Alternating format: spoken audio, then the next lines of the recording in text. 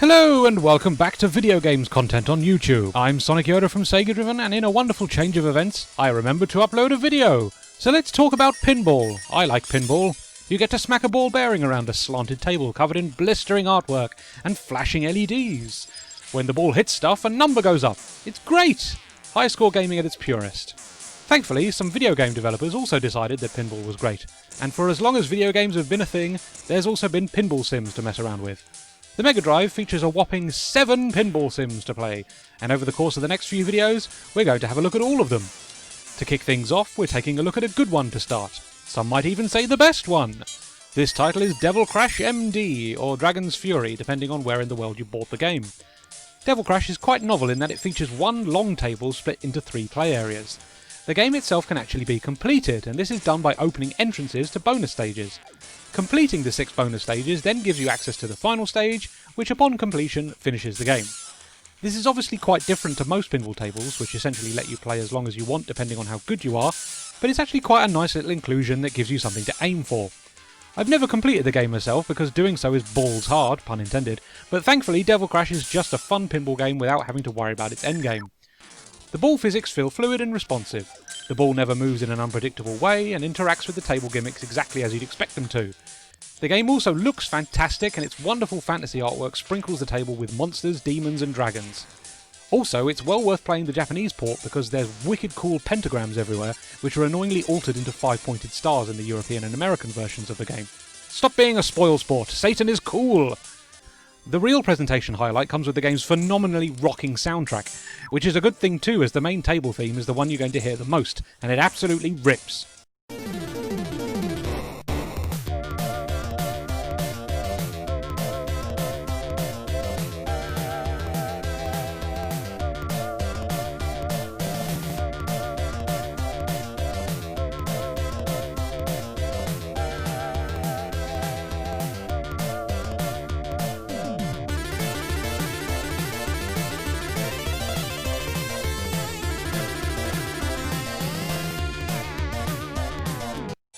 So yeah, Devil Crash MD is an absolute belter of a pinball game for the Mega Drive, and one you should absolutely track down.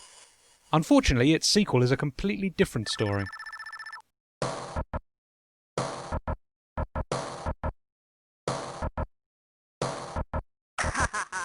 I live!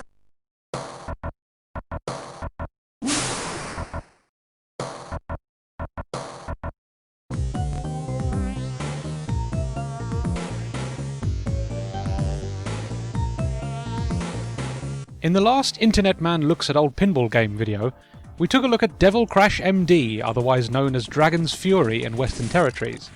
In these exact territories, the game was also published by Tengen, who saw they were onto a good thing and then went and developed a sequel. Confusingly, Devil Crash MD is also known as Devil's Crush on PC Engine /TurboGrafx 16, and it takes part of the Crush Pinball series, which also includes Alien Crush, Devil's Crush, Jackie Crush, and Alien Crush Returns. This means Dragon's Revenge is like this weird step-sibling of a sequel that is only slightly related to another game in an already established franchise, but with a very loose understanding of what made it any good in the first place. Dragon's Revenge cribs Devil Crash MD's large, sprawling table, with smaller bonus tables that you need to find entrances to, but unfortunately manages to bugger up the ball physics, include a load of table gimmicks that are weird to understand, seriously what is going on here, can someone tell me, and goes for an art style that appears to have taken higher quality artwork and digitised it, resulting in a huge loss of colour that looks ugly and muddy. It also completely removes the end game mechanic from the first game, making the completion of a bonus stage just another way to score points, and not a smaller part of a bigger picture. Dragon's Revenge is like when a film gets a sequel that includes barely anyone related to the original, like The Lost Boys: The Tribe. Dragon's Revenge is The Lost Boys: The Tribe of video games. 0% on Rotten Tomatoes, by the way. It's the continued adventures of Sonic Yoda in Pinball Land, and in this episode we take a look at probably the most well-known pinball game on the Mega Drive, Sonic the Hedgehog Spinball. Now let's get this straight. Sonic Spinball is the most well-known Mega Drive pinball game simply because that blue bar is plastered all over it. It is by no means the very best playing pinball game on the Mega Drive. You only need to look back at our Devil Crash MD episode to see how good pinball on the Mega Drive can be. With Sonic Spinball, we get a pinball game with 4 tables that have very specific goals that lead to a boss fight with one of Dr. Robotnik's creations, and then eventually the man himself. Sonic Spinball is more of a hybrid of a Sonic-style platformer with a pinball game.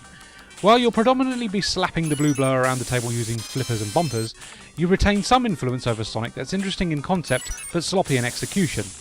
Whilst in a ball and using the flippers, you have very little influence over Sonic outside vaguely leaning him into the direction you want to go, but even then it's so limited that it's strange that the developer even bothered. When you really get to control Sonic in a more traditional manner is when he lands on a completely flat horizontal surface. Then you can run and jump and use the Super Spin Dash. However, even these controls don't feel like what you'd expect from a traditional Sonic game.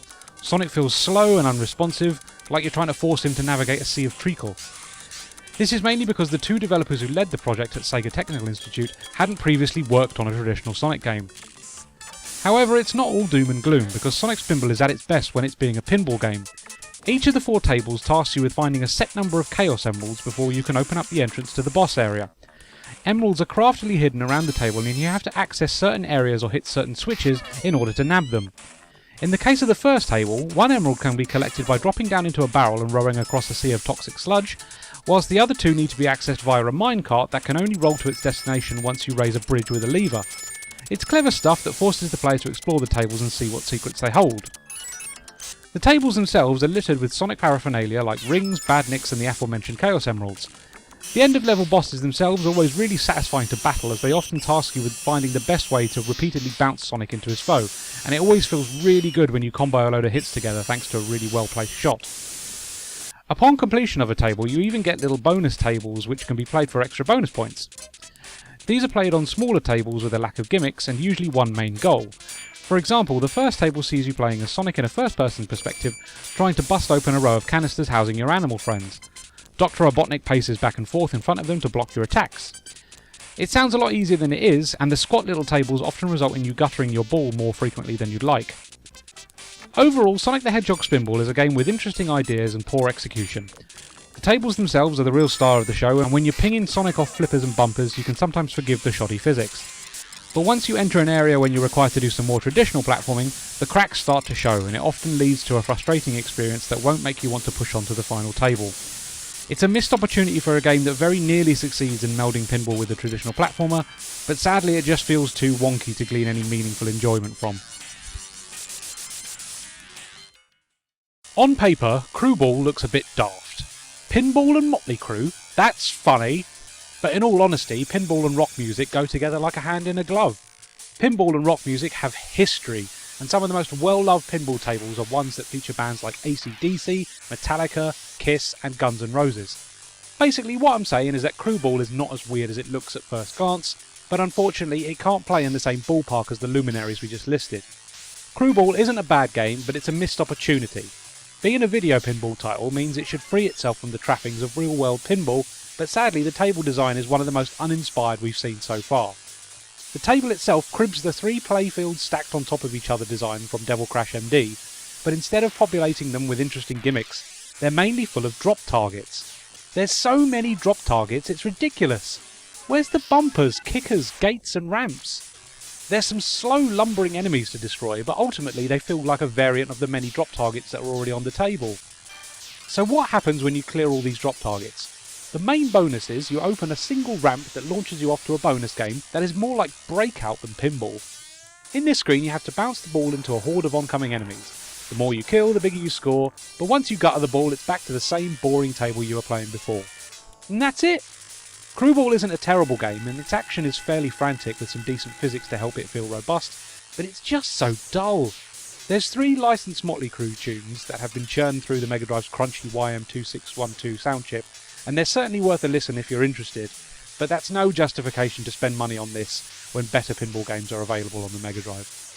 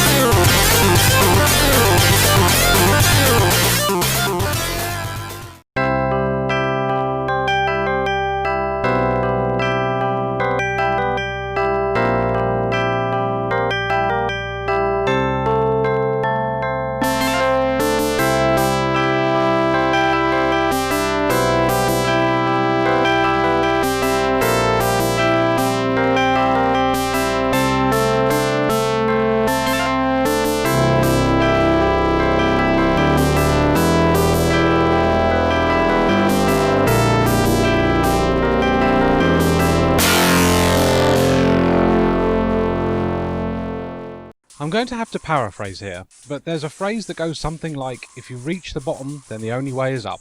So here's Virtual Pinball, the very bottom of the barrel when it comes to pinball games on the Mega Drive. Virtual Pinball has serious issues that basically stem from not understanding pinball very well. In fact, I'd say this is the sort of game you'd get if you explained pinball to someone who'd never played it, and then they went and developed a rough estimation of what they imagined off the back of your description. Oh, so you use flippers to bounce a ball around a table littered with bumpers? I can manage that. Virtual Pinball cannot manage that. The real issue here is its focus on being a pinball construction kit first and a pinball game second. You see, in Virtual Pinball you can use a set of pre-made elements to build your own tables, which makes for a decent little distraction, but the elements you're given can only simulate a rough approximation of pinball, and nothing as fluid and interesting as a really well-built pinball table. So what the developers have done is pre-built a whole host of interesting tables to demonstrate how good the construction kit can be. But all it really does is highlight its shortcomings. All the tables include boring, tiled background art and confusing gimmicks that shriek, hiss and buzz, and it's incredibly abrasive on the old ears. Then there's the table gimmicks themselves, which all feel a little off. You can build ramps and tracks for the balls to interact with, but you can't make them curved and have to opt to make something angular instead. This doesn't particularly work well with a ball, and it means that you can never get the ball to go where you really want. Some tables even include mismatched flippers, which often means the gutters are now larger and more difficult to avoid. Then there's the pins that are randomly scattered in the main playfield, making for more of an obstruction than something you actually want to aim for. Tables often feel more like the Lucky Hit parlour game from Shenmue 2, and you can't really play them with any sort of skill. You more than often find there's a higher scoring area near the top of the table that the ball launches into, but once it falls down into the lower area of the table where you can't score as high, it's almost impossible to skillfully get the ball back into a high score area. Guttering your balls is an inevitability that comes sooner rather than later, and it's not something you can really avoid through skillful play. Virtual Pinball is a frustrating, annoying and ugly pinball sim that favours quantity over quality.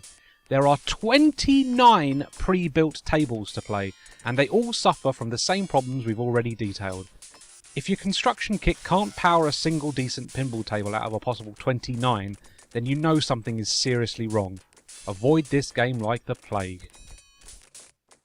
So let's talk about Dino Land. This 1991 development by Wolf Team is a bit of a weird one-off for a studio more famous for action platformers like LVMTO and Ernest Evans, and also FMV games like Time Gal and Cobra Command, before later finding fame as Namco Tales Studio, and now exclusively working on the Tales series of RPGs. Dino Land is the studio's only foray into pinball, and it's not exactly brilliant. The ball physics are actually pretty solid, and launching the ball off your flippers is very satisfying and dynamic, but when the ball comes into contact with the scenery, the cracks start to show. It's not so much an issue with the actual table gimmicks like the enemies, bumpers and kickers, but when the ball rolls along the curved walls and edges, it feels like it's strangely sticking to them. A ball should interact with these surfaces with some decent momentum, but it always seems to slow down and kill the pace of the action. It's really frustrating to have to deal with, and it makes for a game that's unpredictable and annoying, and because of this I didn't persist and try to access the other two tables the game offers. Each table has a set of requirements that must be met to gain access to a boss battle. Once the table's boss is defeated, you can move the action over to a new table, but sadly I was just too frustrated with the wonky stop-start action that I didn't have the patience to experience those tables.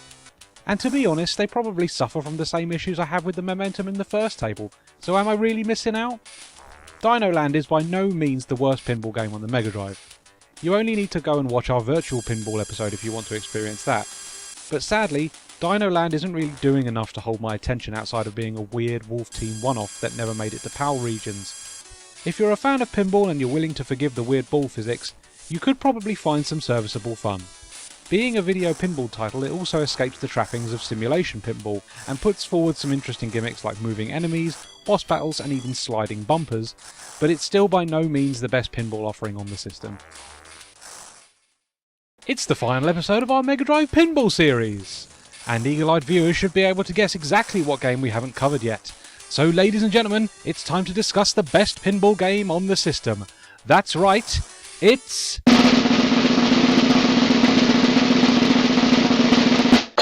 Spinball from Action 52! This incredible development was led... Sorry, I'm joking.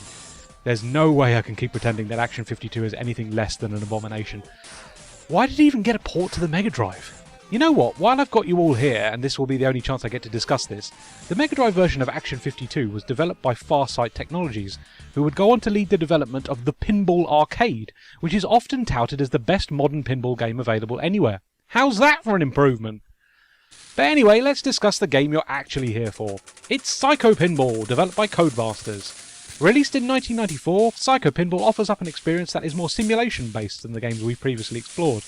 The 4 tables available in this package are designed with realism in mind, and it gives Psycho Pinball a purity that the other video pinball titles on the Mega Drive lack. Psycho Pinball is actually quite comparable to Amiga classic Pinball Dreams, with a similar art style, scrolling top-down camera, and physics. So if you've ever enjoyed Pinball Dreams or one of its sequels, you'll actually find a lot to love here. One of Psycho Pinball's standout features is its use of a virtual LED display for its score and animations. The tables also have bonus minigames that are played on the display board, very much in keeping with real-life pinball tables from this era. It's honestly very difficult to find fault with Psycho Pinball. It's the most extensive package of any of the games featured outside Virtual Pinball, and the less said about that the better. Its 4 tables are meticulously designed and thoroughly enjoyable to play, its physics are very well done, with the ball reacting to the various gimmicks exactly as you'd expect them to, and the presentation is fantastic. Outside of the more unique and experimental style of Devil Crash MD, Psycho Pinball stands proud as another great pinball game for the Mega Drive, and it does it by simulating how great the real experience can be. If this series teaches anyone anything, then it has to be that both Devil Crash MD and Psycho Pinball are essential additions to your Mega Drive collection. Whether you prefer a more realistic approach or a fantastical approach, both games have you covered, and if pinball is your thing, then you should be giving both of them a go immediately.